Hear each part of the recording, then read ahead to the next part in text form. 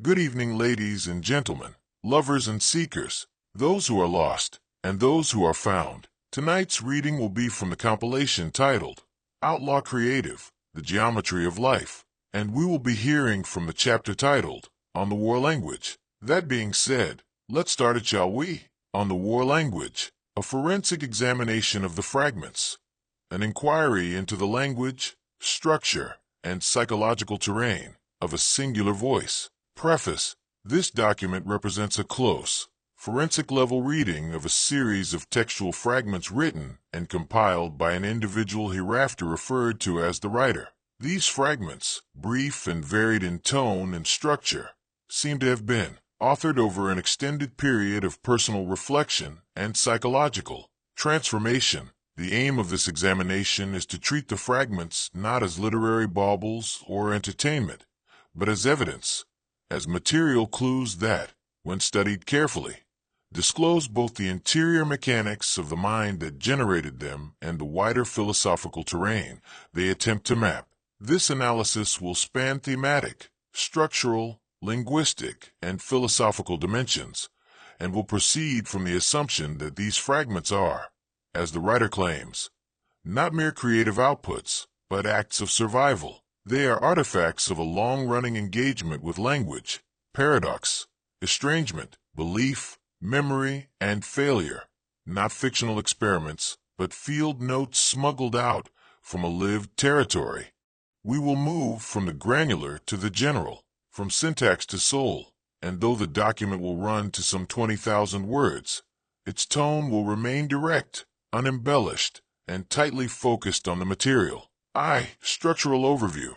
Compression, fragmentation, and frame. 1. The form of the fragment. The pieces vary in length, but rarely exceed 100 words. Most hover around the 25 to 50 word mark. They favor compression, the use of contradiction, misdirection, and rhetorical reversal. Often, they establish a trope, e.g., a playground, a pet, a mystic, a moment of waiting, and then subvert or bend the expected arc. This places the work in proximity with aphorisms, koans, and stand-up comedy, though it is identical to none of them. This brevity, however, should not be confused with simplification. The effect is more akin to a compressed archive, something that, when expanded by the attentive reader, reveals a broader resonance. 2. The title as entry point. Each fragment is titled, and the titles play a major role in creating tension, irony, or conceptual framing. Examples include The Playground, Cats and Dogs, Unfucking Believable, 3 Unresolved Mysteries That Continue to Plague My Life, God Help Me. These titles serve both as orientation and misdirection. They invite a lens through which to read what follows, and then shift the reader's footing. The title itself is often a structural component of the piece, functioning almost as a first line. 2. Linguistic tools and devices. 1. Contradiction as default grammar. These fragments do not use contradiction sparingly. Contradiction is not a twist or a surprise. It is the language of origin. The writer appears to speak from contradiction, not toward it. The fragment, The Playground, reads as follows. Caught between 2 wrongs don't make a right, and nobody likes a tattletale. The average kid doesn't stand a playground's chance in hell. This demonstrates contradiction as paralysis, moral logic that collapses inward. The child in the playground doesn't misunderstand the rules. He understands them too well and sees that their intersection creates a trap. 2. Wordplay with weight. There is a surface cleverness to some phrases. Playground's chance in hell. We upon equals weapon. But these are not indulgences. The wordplay is always doing ontological work, revealing a second meaning beneath the first, or collapsing 2 meanings into one. Collateral damage. Watch the company you keep, lest you become collateral damage of somebody else's karma plan. Here, karma is bureaucratized, even militarized. Collateral damage implies the speaker has seen moral structures lead to unjust consequences. This is not a joke. It's a deadpan warning. 3. Repetition as unraveling. In pieces like On the Designation of Number and Purpose, Cats are designed one way while dogs are designed the same way, but either before or after, and this is what makes the difference between when making a cat and a dog.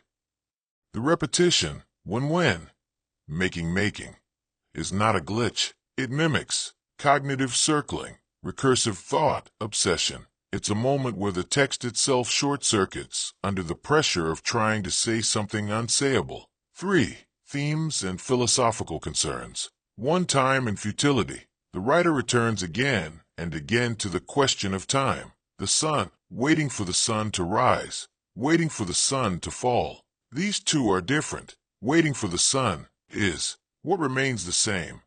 Or, killing time. The fastest way to kill some time is to cancel your plans. Or, words, stand in one place long enough, and something is bound to come along and move you out of the way. Time is seen as paradoxical, both the agent of change and the field of stasis. It is never linear.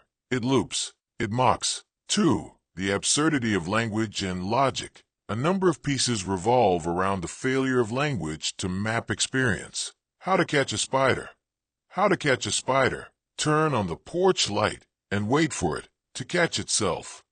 This is a reversal of cause and effect. It is also an elegant critique of the logic we impose on the natural world, which often functions without us. 3. Love, loss, and the ache of the unsaid. Some pieces betray an emotional weight that far exceeds their word count. Friend, would you go looking were I to go missing? Homesick, waiting for somebody to come home when nobody is coming home. This is a peculiar feeling, not easily resolved anytime soon. These are not dramatic, but they are devastating. They isolate a sensation, abandonment, expectation, grief, and trap it like a bug under glass. There is nothing sentimental here, but the sorrow is unmistakable. 4. Psychological terrain. The totality of these fragments paints a psychological portrait. Here are the key elements. Hyper-awareness of contradiction, a refusal to pretend toward optimism, an earned mistrust of moral simplicity, a lingering affection for the absurd and the childlike, a grief that is not confessed, but witnessed. The writer is not a performer. He is a recorder, not an inventor, but a witness. The psychological stance is one of humble persistence, not brave, not proud, just persistent. V. Conclusions and implications. These fragments are not genre writing. They are not cute. They are not academic. They are not performative. They are not even creative in the modern sense. They are evidence of a sustained effort to speak without deception. They function like journal entries written by someone who does not trust journals. They are shaped to endure. Their brevity is not about efficiency. It's about survivability. They may very well outlast the person who wrote them. Next steps for further examination. To go deeper, one might 1. Chronologically organize the fragments, if timestamps exist. 2. Audio record the author reading them aloud, to compare rhythm, pitch, and tone. 3. Create diagrams of recurring motifs, e.g., time, animals, mystics, childhood, and map their appearances. 4. Compare with other fragmentary traditions, e.g., Heraclitus, Simone, Weil, Wittgenstein, Dickinson. 5. Interview the writer, to document the fragment's origins without reducing their mystery. These would not be literary exercises, but archival efforts, meant to safeguard a body of work that carries spiritual, psychological, and linguistic significance. The work is alive, it is unfinished, and it is, quietly, absolutely true.